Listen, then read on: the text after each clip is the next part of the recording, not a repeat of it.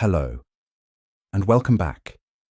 Tonight, we are going to dissolve a feeling that can sometimes haunt our quiet moments. It is the feeling of being small, of being separate.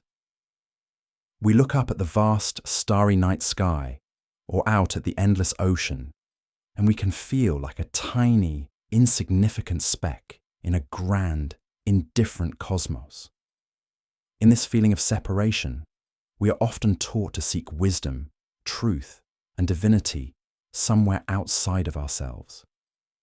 We look for it in ancient books, in grand institutions, in a heaven beyond the clouds. We learn to trust the voices of others more than we trust our own. Before we embark on a journey to find this divinity in a much closer place, please take a moment to like and subscribe. But only if you genuinely enjoy these videos and find value in these explorations. And do share in the comments. Where does this idea resonate with you in your own life? It's incredibly insightful to hear the perspectives from all walks of life. Now, let us proceed. I invite you to gently reverse the direction of your search. Turn your gaze away from the heavens and away from the authorities of the world. Let us journey inward, to the very center of your own being, with the great American philosopher and poet, Ralph Waldo Emerson, as our guide. For it is here, in this inner world, that he believed we can find everything.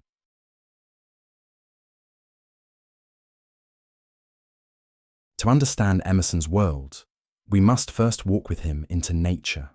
Nature was his church, his scripture, his greatest teacher. Imagine yourself walking on a quiet path through an old forest at dusk. The air is cool and still. The last rays of sunlight filter through the tall pines, creating shafts of golden light. You can smell the rich, damp earth and the sharp, clean scent of the trees. As you walk, the trivial concerns of your day begin to fall away. The lists of things to do, the petty annoyances, the anxieties, they seem to recede. Your own sense of self, your ego, your personality begins to dissolve. Emerson described a profound experience he had in moments like this. He wrote, "Standing on the bare ground, my head bathed by the blithe air and uplifted into infinite space, all mean egotism vanishes. I become a transparent eyeball. I am nothing. I see all." Imagine that feeling, to become a transparent eyeball.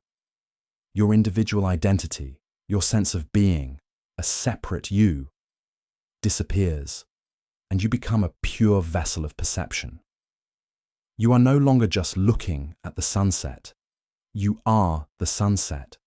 The currents of the universal being circulate through you. You are part and parcel of God. This is not just a poetic idea. It is the experience of dissolving the illusion of separation. It is the moment you realize that you are not just a visitor in nature. You are nature. You are not just a small creature looking at the universe. You are a living, breathing part of the universe, experiencing itself. This experience of profound connection led Emerson to his central idea, the concept of the oversoul. The oversoul is his name for the universal consciousness, the single, unified spirit that underlies all of existence. Imagine it as a great ocean of light and wisdom. Every individual soul, he believed, is not a separate entity, but a single drop of this vast ocean, or perhaps more accurately, an inlet, through which the great ocean flows. We are all connected. You, me, the trees, the stars. We are all different expressions of the same one great mind. There is no true wall between you and I, or between you and the universe. The only wall is the one created by our own ego, our mistaken belief that we are fundamentally separate. Think of the sun. It has countless rays of light that reach down and touch the earth. Each ray is individual, and yet each ray is also an inseparable part of the sun itself. So it is with our souls. We each have our own unique life, our own individual consciousness. But we are all rays, from the same single, divine source. This means that the wisdom you seek is not in a faraway place, it is already within you. The divinity you search for is not in the sky. It is the very essence of your own being. To access it, you do not need to go anywhere. You only need to get quiet and listen to the part of you that is connected to everything. If it is true that the entire universe resides within you, then this leads to Emerson's most famous and practical teaching, the doctrine of self-reliance. This idea is often misunderstood as a call for rugged, selfish individualism. But that is not what Emerson meant. Self-reliance is not about ignoring others or rejecting society. It is about where you place your ultimate trust. Emerson believed that because we are all part of the Oversoul, our purest, most spontaneous intuitions are whispers from the divine. Your deepest gut feeling, that flash of inspiration that seems to come from nowhere, that quiet inner voice that knows what is true for you. That, he argued, is your most sacred and reliable guide. To be self-reliant is to have the courage to trust this inner voice above all others. It means resisting imitation. Emerson wrote that imitation is suicide.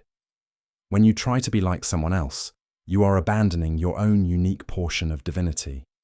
It means embracing your own strange, wonderful, unique self, even if it doesn't fit in. It means resisting the pressure of public opinion. He warned against the tyranny of the nonconformist. It is easy to have the opinions of the crowd. It is easy to be a contrarian. But it takes true character to be yourself in the midst of the crowd, to hold on to your own quiet truth when the world is shouting. Self-reliance is the quiet, powerful faith in your own inner compass. It is the belief that the answers you seek are already inside you, waiting to be heard. So as you rest here now, let us practice this gentle art of listening. Turn your attention away from the sounds in the room and turn it inward. Behind the chatter of your thoughts, behind the plans and the worries, there is a deeper, quieter space, the sanctuary of your own awareness. I invite you to bring to mind a time in your life when you had a strong intuition, a gut feeling, a moment when you just knew what you needed to do, even if you couldn't logically explain why. Remember that feeling of inner certainty, that quiet, clear voice. That is the voice Emerson is talking about. That is your connection to the Oversoul. It is not loud. It does not argue. It simply knows. Now, think of a question or a gentle confusion that is present in your life right now. You do not need to solve it. Do not let your analytical mind rush in to try and fix it. Instead, just hold the question gently in your awareness, and then let it go. Offer it to the deep, wise silence within you. Trust that the universe inside of you has heard the question. Trust that the answer will arise in its own time, as a quiet intuition, a sudden insight, a new feeling of clarity. The practice of self-reliance is the practice of trusting this inner process. As you drift towards sleep, let go of the feeling of being small or separate. Feel your own consciousness expanding, dissolving into the quiet, intelligent, and loving universe that you are a part of. You are not just a drop in the ocean. You are the entire ocean in a drop. All the wisdom you will ever need is right here. Trust it. Trust yourself.